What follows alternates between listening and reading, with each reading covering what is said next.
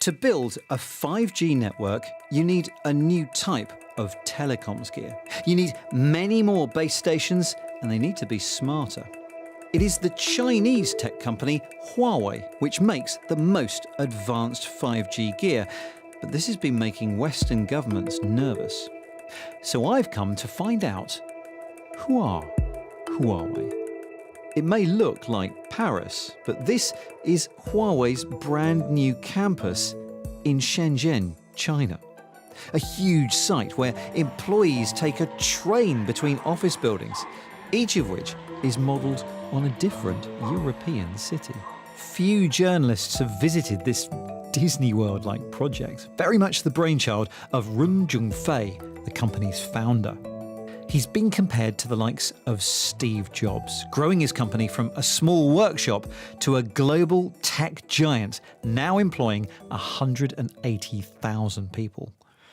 5G. Huge spending on research means Huawei claim they're now around 18 months ahead of any other 5G manufacturer. And that includes not just getting faster and faster data speeds, but also dealing with the problems that come from higher performance.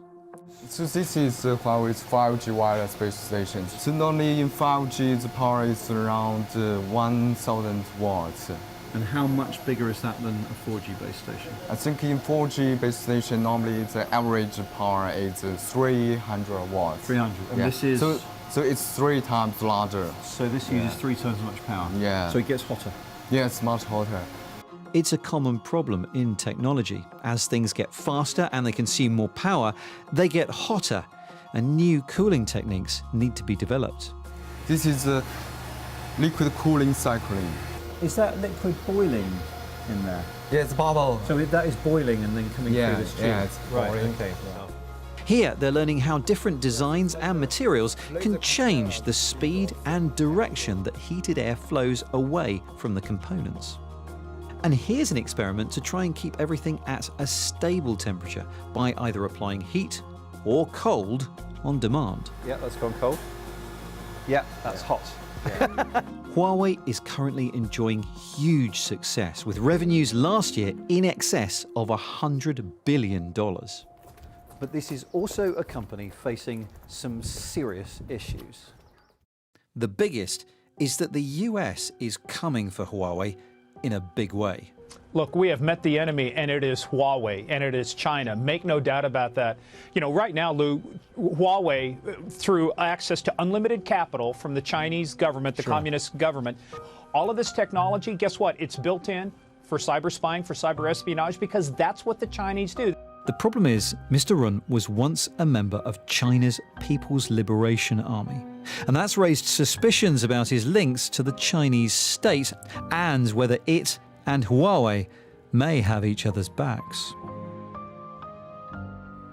America is adamant that Huawei is a pawn of the Chinese authorities.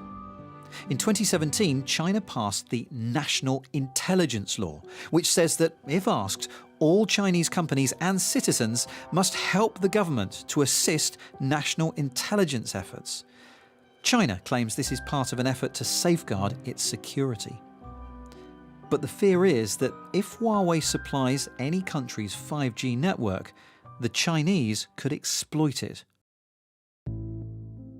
To help the government decide whether Huawei should be in the UK's 5G network, the British security services have a special unit devoted to looking at the potential risks posed by Huawei.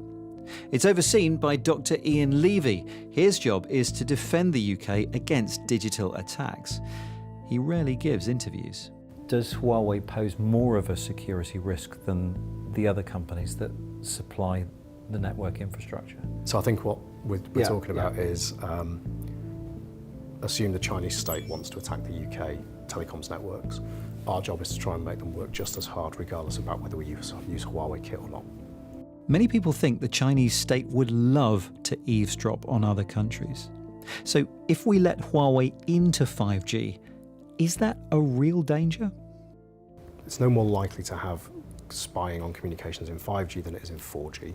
And anything that's critical, whether it's government, business, even personal communications should be encrypted.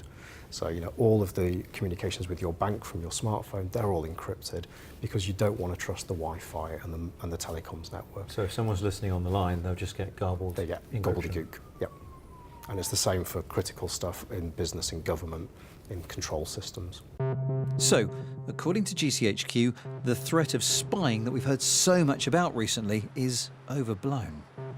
But there is another threat that they take very seriously. In a future where our entire infrastructure, our economy and our lives are run by computers talking to each other over a 5G network, what would happen if someone shut that network down? If you think about it, the future of warfare is not necessarily going to be using traditional armies in the way that we think of, like with the Second World War. The future of warfare is most likely going to be cyber. So without firing a shot, you could take a country out. It's feared that the Chinese state could order Huawei to build secret backdoors in a 5G network. These would leave the country vulnerable to a nationwide cyber attack. And that could be catastrophic.